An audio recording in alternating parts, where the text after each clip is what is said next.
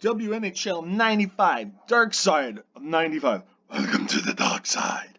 This is your host, Ultra Magnus. I'm here with the two-time Bruley Cup champ, the one, the only, the Belldozer, Shawn Bell.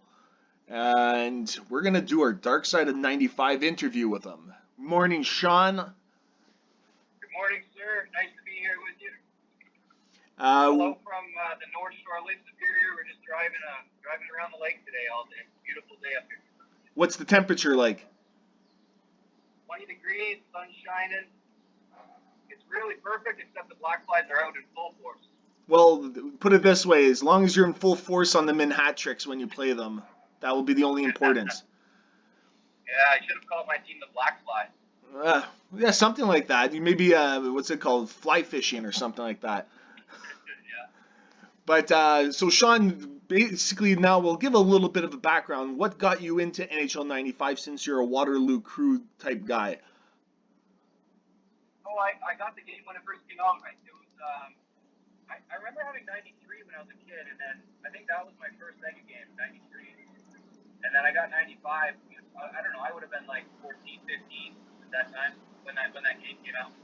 So I remember playing it as like a teen. You know, those are those sweet spot years where like still hung around playing video games and having sleepovers, you know, that kind of stuff before we got into girls.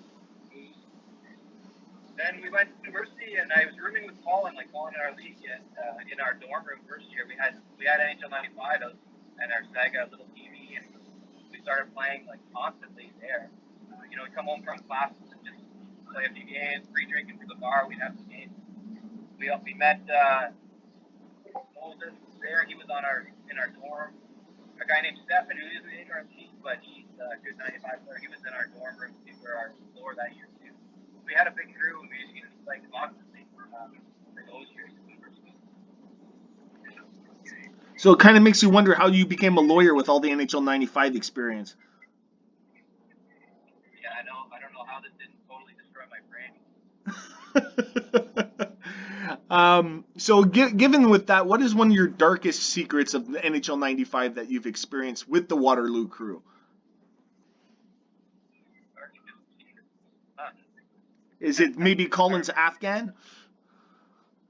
We used to hold punk rock shows in Waterloo back in those days, and like Moses had a band, he used to play in them. And I remember one night after one of those shows we were back at ours. We were having an after show party. All the bands were there. There's probably like 50 people there.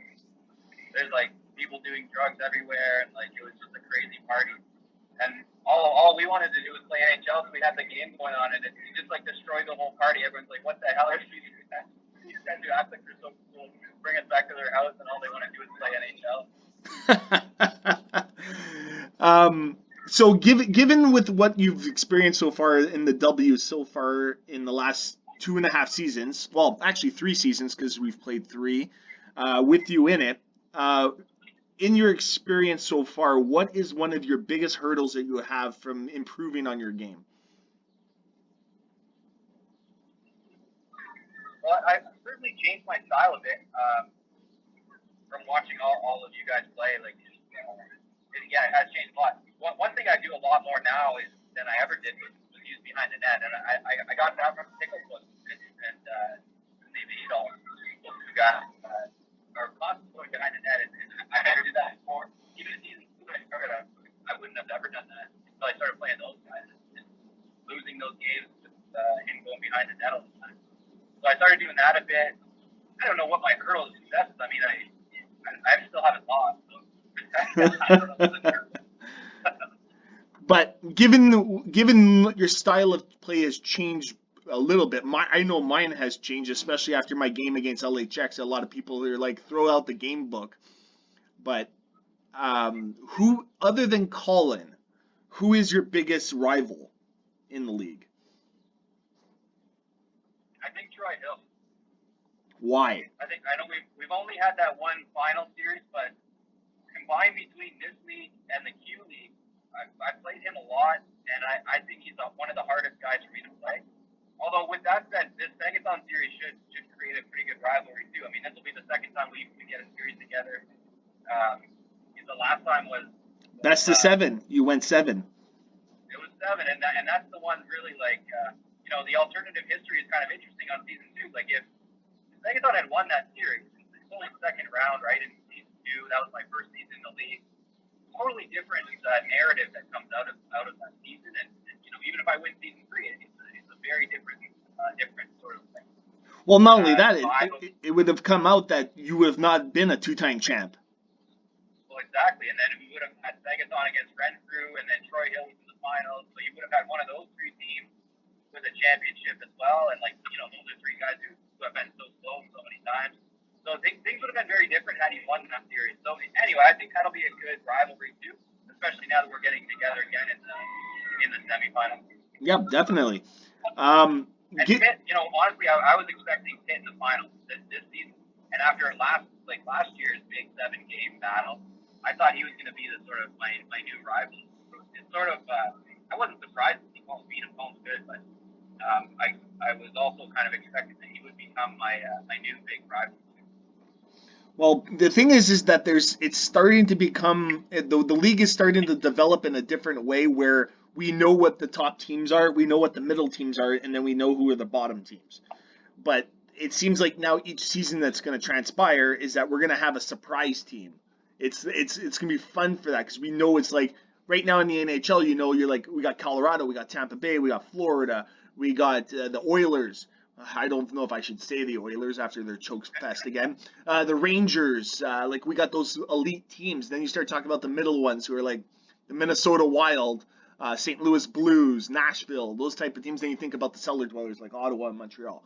And I didn't include Toronto because Toronto's a choke city anyway, so I think they should just be not even on the overall list. They should be in the bottom. But our league, do you see season 5? Who do you see as your surprise team? That's a good question. That's a really interesting question. Oh boy, I could see a couple teams actually. I think I don't know if we would consider Sunnyvale a surprise if he comes back and has a really good year, but I do think he's going to have a good season. Coming out of tier 2, he's going to be like one of these guys who gets relative. I think that would expect. So that'll be. I think he'll be a surprise team. I think Providence also has the same reason.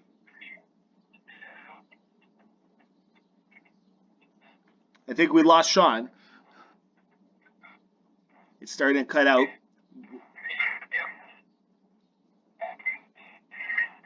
We hear your music, Shawn, but we're not hearing you. That's what happens to the dark side. We lose people.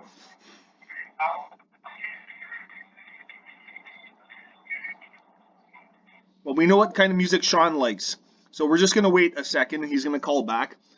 Where he's driving is not the greatest quality of reception, and it's probably all the fish that he's been dealing with. But given with what Shawn's been saying, they might not hear his voice very well, but he says that his biggest rival he thought was going to be Adolf, starting after last season. But the thing that's happened is that Manhattrix might be that new team.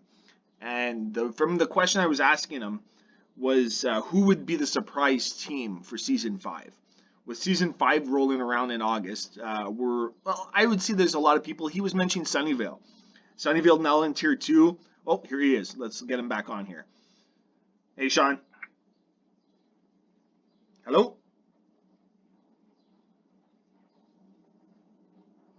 Well, not very good reception. I'll call him to see if we can get him on. Maybe calling out is better than calling in. So he had mentioned Sunnyvale as being his team. How about now? How's that? Oh yeah, that's good. I think I should have called you instead of you calling me. Yeah, okay. I lost signal there for a bit. We went through rough patch. It looks like it's okay now. So I was just filling everybody in before we lost you, saying that Sunnyvale is your surprise team because now he's in tier 2, and it could be a bounce back year for him. Well, yeah, and the other team that I think is I've been waiting for a big season out of Taipei, and I know he had that one finals run, but I think he's another team that flies below the radar that I would expect one of these years to have a real good season. Yeah, and I think Nathan is like he's on the cusp. He's that guy who's um, you have that quarterback who's just on the cusp of elite, and you're just like just put it together for one season, and then we can call you elite. So I think elite Nate has that ability. It's just that he has to put it together, and I don't think Grant. I think Grant Fuhr is his barrier right now. Yeah, I think that first round series against Ottawa, that was awful. Grant Beer was brutal. Yeah, he was.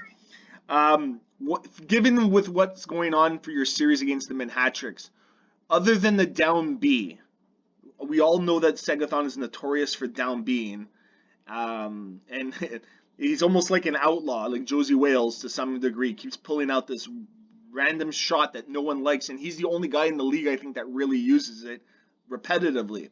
Other than that, what do you think is his biggest strength? Well,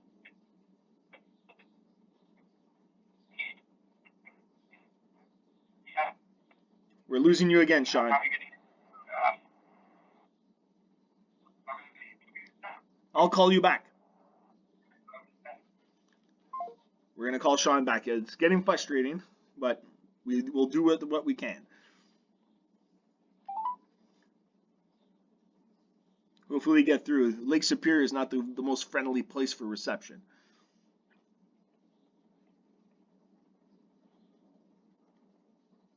But given what's going on, the Manhattricks were hoping that, other than his dirty down Bs, You have reached Shawn. well, we got his voicemail. Other than his dirty down Bs, we really don't know what Manhattrick's strengths are. I think his manual goaltending is pretty strong. His defensive things, and obviously his screaming in Blair's ear has a tendency to happen more often than not. But I want to hear from Sean what he honestly thinks about the dirty down B. And that's what we're going to call it from now on, the dirty down B.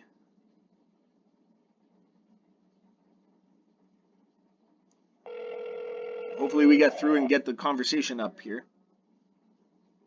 You have reached. Nope.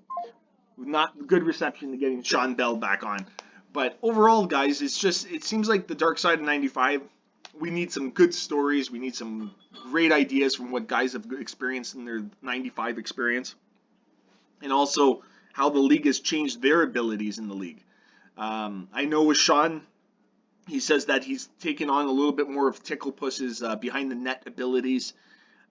He's really embracing changing his style, and he goes back to the whole thing when we were talking about the recap of the league over the last 4 seasons. Like, what if Manhattricks had the Mullets at the time had beaten the Thunder Bay Pike in that second round of season 2? We could be talking about Manhattricks or the Mullets at the time as being the Bruley Cup champs, but he would have had to go through LHX and then had to play Ticklepuss, and we know the Ticklepuss and Segathon rivalry together has been brutal for Ticklepuss because he's lost 2 best of 7s. But we're going to give Sean another try and see if we can get through to him.